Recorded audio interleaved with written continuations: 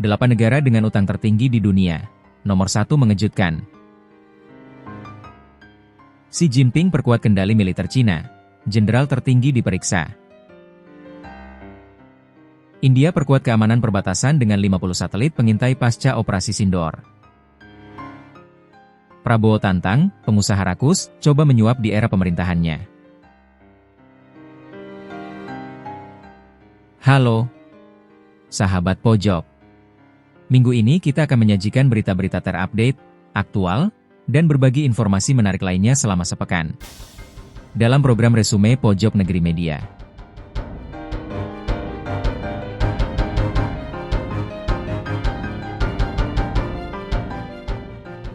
Utang pemerintah global menembus rekor 110,9 triliun dolar Amerika pada 2025. Amerika Serikat, China, dan Jepang menjadi penyumbang terbesar. Lonjakan dipicu defisit fiskal, investasi negara, serta dampak pandemi, konflik, inflasi, meski negara maju masih mampu membiayai utangnya dengan risiko keberlanjutan fiskal meningkat.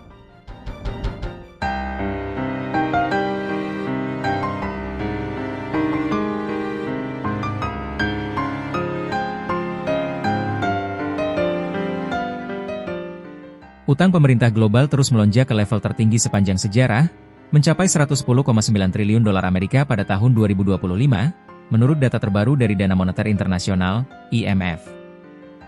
Lonjakan ini terjadi di tengah pertumbuhan ekonomi yang masih berusaha pulih dari berbagai tantangan global, termasuk pandemi, konflik regional, dan tekanan inflasi. Meskipun setiap negara memiliki tingkat utang publik yang berbeda, sebagian besar utang tersebut ditanggung oleh negara-negara dengan ekonomi besar. Hal ini menunjukkan bahwa pertumbuhan ekonomi yang besar seringkali diiringi dengan pengeluaran publik yang tinggi, termasuk untuk subsidi, program sosial, dan investasi infrastruktur.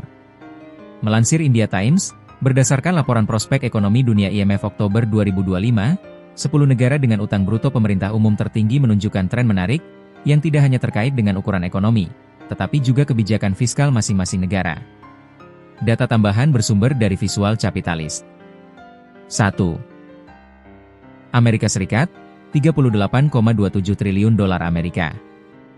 Amerika Serikat tetap menjadi peminjam pemerintah terbesar di dunia, dengan total utang 38,27 triliun dolar Amerika, atau sekitar sepertiga dari utang publik global.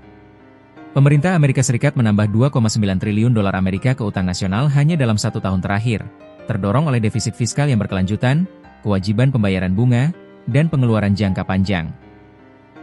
Meski demikian, Amerika Serikat masih mampu meminjam dengan suku bunga relatif rendah karena dolar Amerika Serikat menjadi mata uang cadangan dunia.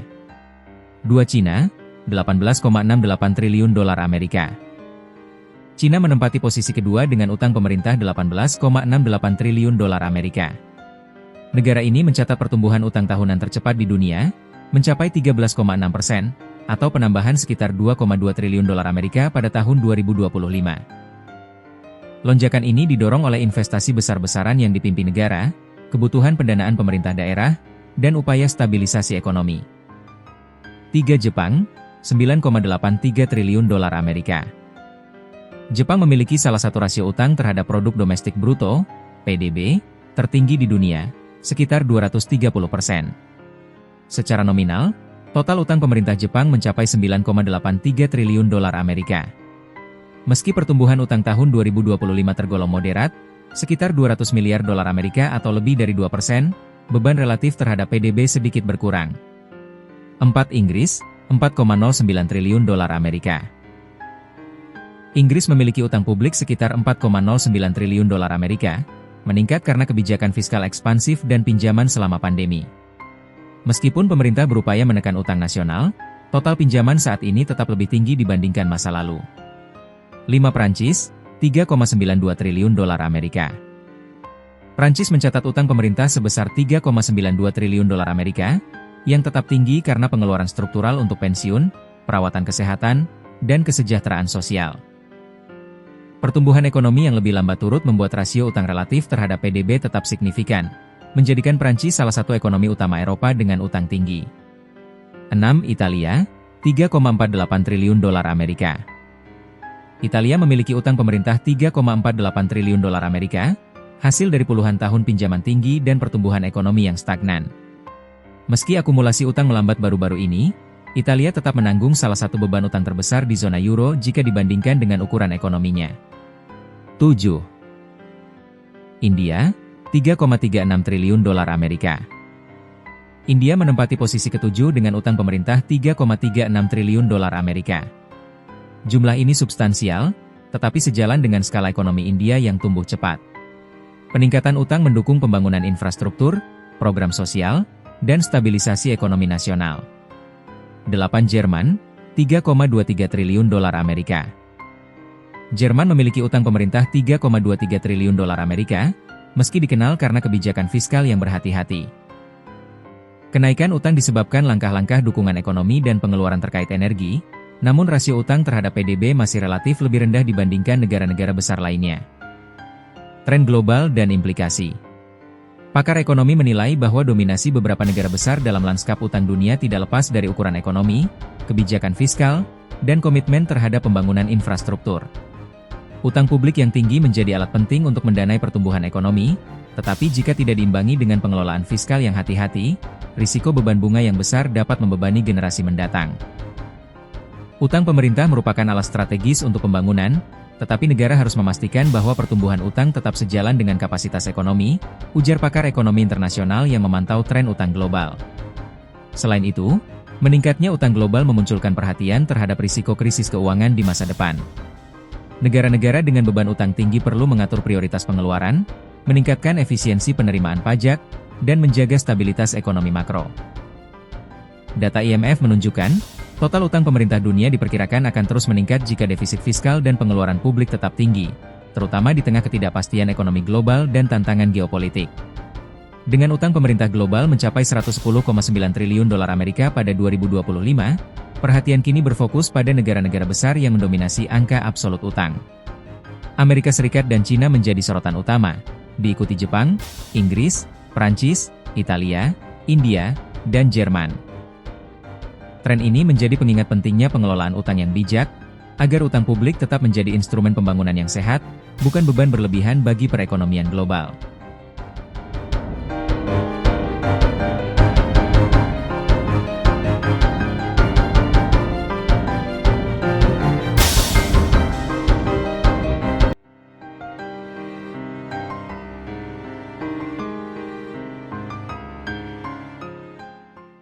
Penyelidikan terhadap Jenderal Puncak PLA menegaskan konsolidasi kekuasaan Xi Jinping, menyingkirkan sekutu maupun rival demi loyalitas mutlak. Langkah ini memperkuat kendali politik militer Beijing, namun memicu spekulasi stabilitas internal, arah modernisasi PLA, dan implikasinya terhadap ambisi Taiwan kawasan regional Asia Pasifik.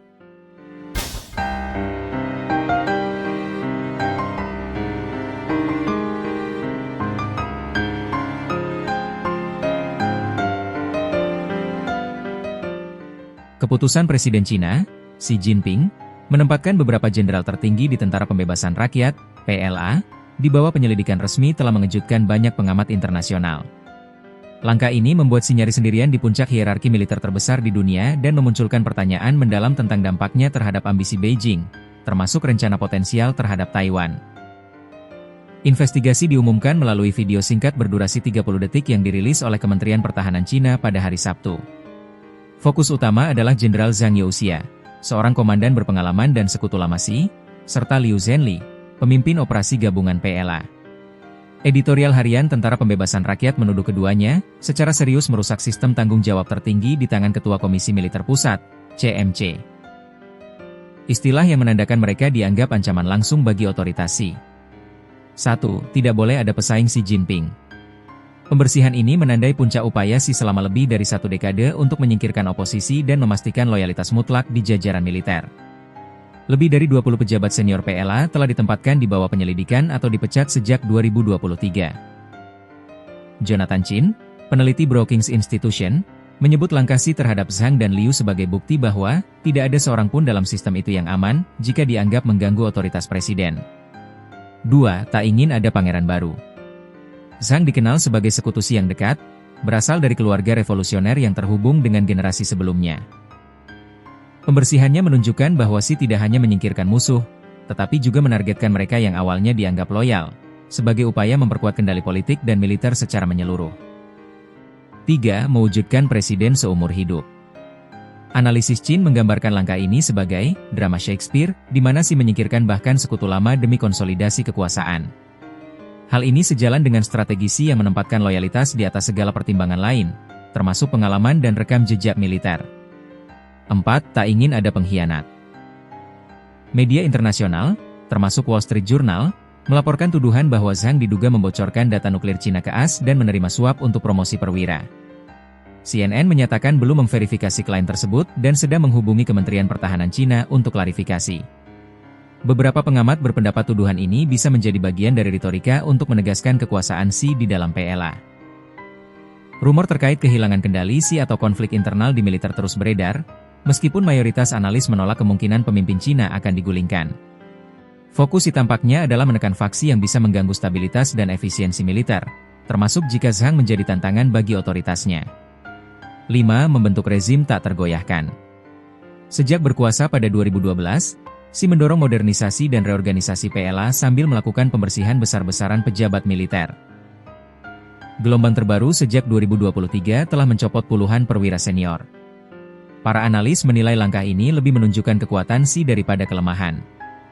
James Carr, pakar strategi militer di Singapura, menekankan bahwa kemampuan Xi untuk memecat begitu banyak elit PLA menandakan posisinya praktis tak tergoyahkan. 6. Pemimpin tunggal di puncak militer.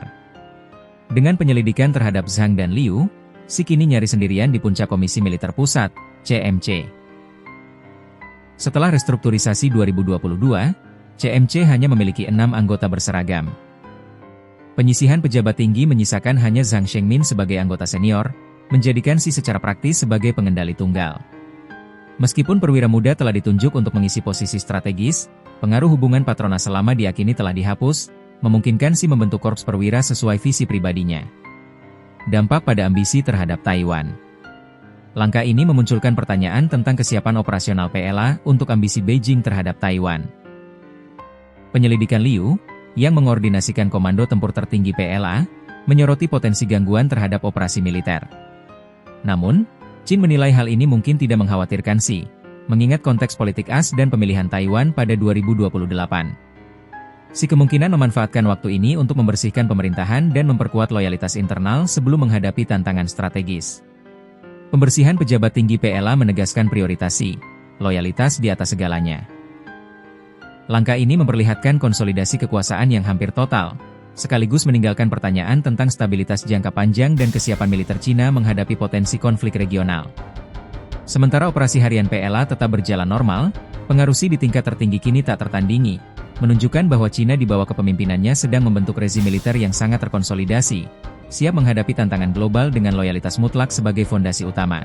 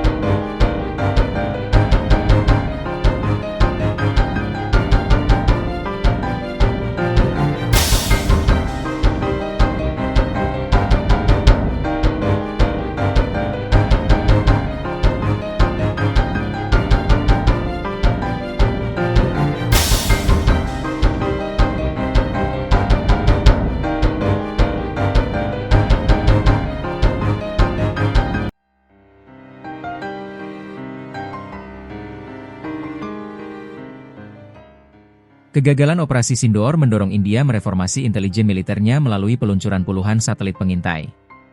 Langkah ini memperkuat deteksi dini, kemandirian data, dan respons tempur, sekaligus meningkatkan posisi strategis India menghadapi dinamika keamanan kawasan regional.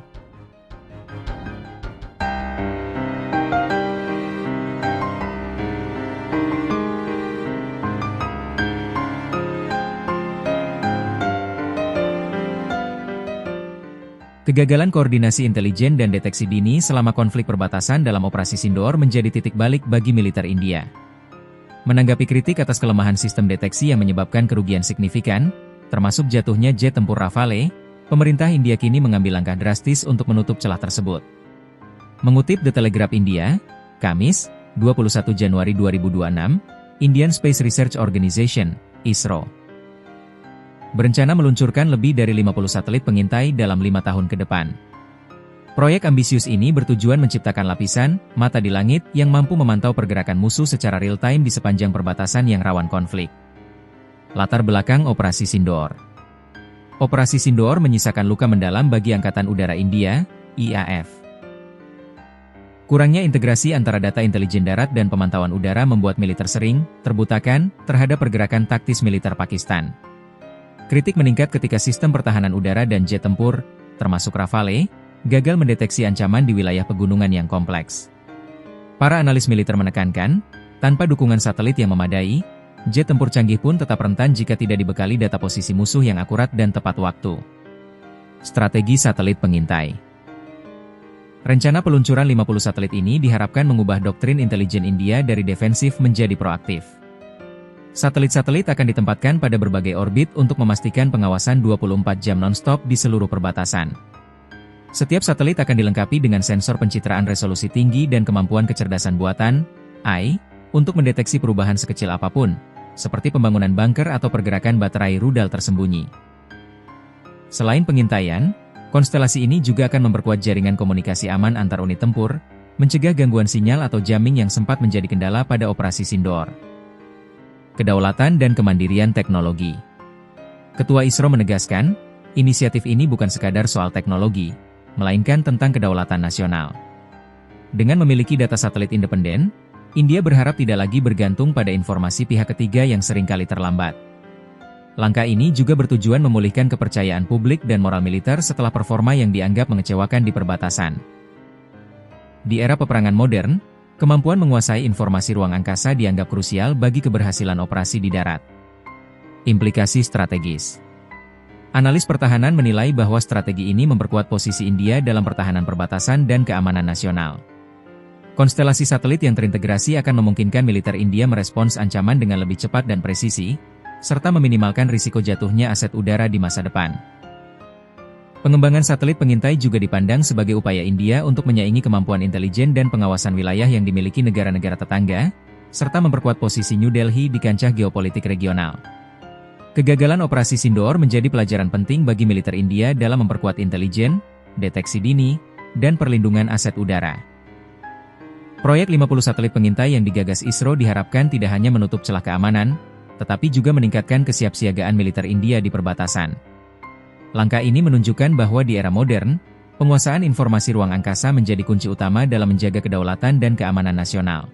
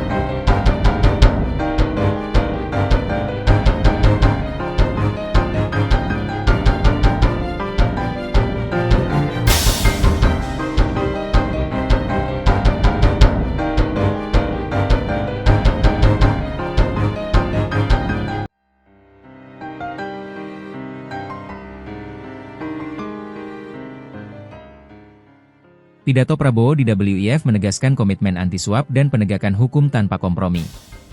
Pemerintah menutup ribuan tambang ilegal, menyita jutaan hektar lahan, mencabut izin perusahaan, serta menertibkan sektor energi demi kedaulatan, lingkungan, dan kepastian hukum investasi nasional jangka panjang berkelanjutan transparan.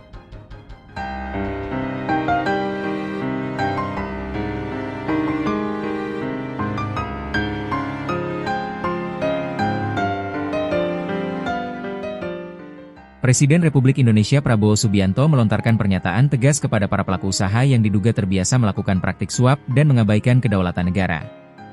Ia menantang para pengusaha rakus tersebut untuk mencoba melakukan praktik suap di bawah pemerintahan yang dipimpinnya. Pernyataan itu disampaikan Prabowo saat berpidato dalam Forum Internasional World Economic Forum, WEF, di Davos, Swiss, Kamis, 22 Januari 2026. Dalam pidatonya, Prabowo menegaskan komitmen pemerintahannya untuk menegakkan hukum tanpa pandang bulu, khususnya di sektor sumber daya alam dan energi. Mungkin para pengusaha rakus yang menyebut diri mereka wirausaha ini merasa tidak perlu mengakui kedaulatan pemerintah Indonesia. Atau mungkin mereka merasa dapat menyuap seluruh pejabat pemerintahan, ujar Prabowo di hadapan para pemimpin dunia dan pelaku ekonomi global. Baiklah, saya menantang mereka untuk mencoba suap di pemerintahan saya. Mereka akan mendapatkan kejutan besar, sambungnya, disambut perhatian para peserta forum. Pamer langkah tegas penegakan hukum. Dalam kesempatan tersebut, Prabowo memaparkan berbagai langkah yang telah diambil pemerintahannya sejak awal masa jabatan. Ia mengklaim, penindakan terhadap praktik ilegal di sektor sumber daya alam merupakan yang paling berani dan tegas sepanjang sejarah Indonesia. Salah satu fokus utama pemerintah, kata Prabowo, adalah pemberantasan tambang ilegal yang selama bertahun-tahun merugikan negara dan merusak lingkungan. Hingga saat ini, pemerintah telah menutup sekitar 1.000 tambang ilegal yang tersebar di berbagai wilayah Indonesia. Hingga saat ini, kami telah menutup 1.000 tambang ilegal. Namun, laporan dari jajaran saya menunjukkan masih ada setidaknya 1.000 tambang ilegal lainnya, ujar Prabowo. Ia menegaskan, pemerintah tidak akan berhenti sampai seluruh aktivitas pertambangan ilegal tersebut ditindak sesuai hukum yang berlaku. Sita jutaan hektar lahan ilegal. Selain penutupan tambang ilegal, Prabowo juga mengungkapkan capaian pemerintah dalam menertibkan penguasaan lahan secara ilegal. Dalam 1 tahun pertama pemerintahannya, negara telah menyita sekitar 4 juta hektar lahan perkebunan dan tambang yang beroperasi tanpa izin sah. Menurut Prabowo, langkah tersebut merupakan bagian dari upaya mengembalikan hak negara sekaligus melindungi lingkungan dan masyarakat yang terdampak. Tidak hanya itu, pemerintah juga mencabut izin usaha 28 perusahaan yang terbukti membuka dan mengelola perkebunan di kawasan hutan lindung. Total lahan yang dikuasai perusahaan-perusahaan tersebut mencapai sekitar 1,01 juta hektar.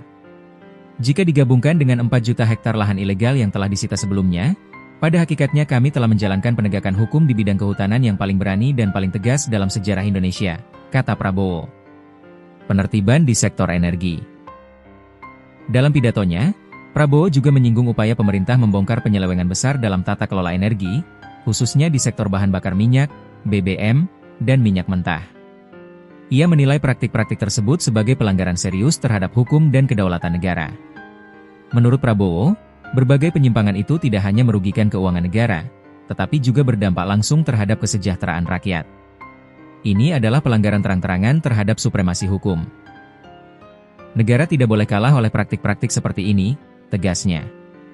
Ratusan perusahaan diduga melanggar hukum. Prabowo mengungkapkan, berdasarkan data yang dimiliki pemerintah, jumlah korporasi yang diduga terlibat dalam pelanggaran hukum di berbagai sektor mencapai 666 perusahaan. Pemerintah, kata dia, tengah melakukan proses penelusuran dan penindakan sesuai ketentuan hukum. Ia menegaskan tidak akan mundur menghadapi tekanan atau perlawanan dari pihak-pihak yang merasa dirugikan oleh langkah penegakan hukum tersebut. Satu-satunya jalan adalah memiliki keberanian untuk menegakkan hukum. Tidak boleh ada kompromi. Tidak boleh ada langkah mundur, ujar Prabowo. Pesan ke dunia internasional. Pidato Prabowo di WEF tidak hanya ditujukan kepada pelaku usaha di dalam negeri, tetapi juga menjadi pesan kepada komunitas internasional bahwa Indonesia serius membenahi tata kelola sumber daya alam dan energi. Ia menekankan, Indonesia terbuka terhadap investasi dan kerja sama ekonomi global, namun investasi tersebut harus menghormati hukum, lingkungan, serta kedaulatan negara. Pernyataan keras Prabowo tersebut dinilai mencerminkan pendekatan pemerintahannya yang mengedepankan ketegasan hukum sebagai fondasi pembangunan ekonomi. Sejumlah pengamat menilai sikap itu sekaligus menjadi sinyal bahwa praktik bisnis yang mengandalkan kedekatan dengan kekuasaan tidak lagi mendapat tempat. Dengan berbagai langkah yang dipaparkan di forum dunia tersebut, Prabowo berharap kepercayaan internasional terhadap Indonesia dapat meningkat, seiring dengan komitmen pemerintah dalam menciptakan iklim usaha yang bersih, adil, dan berkelanjutan.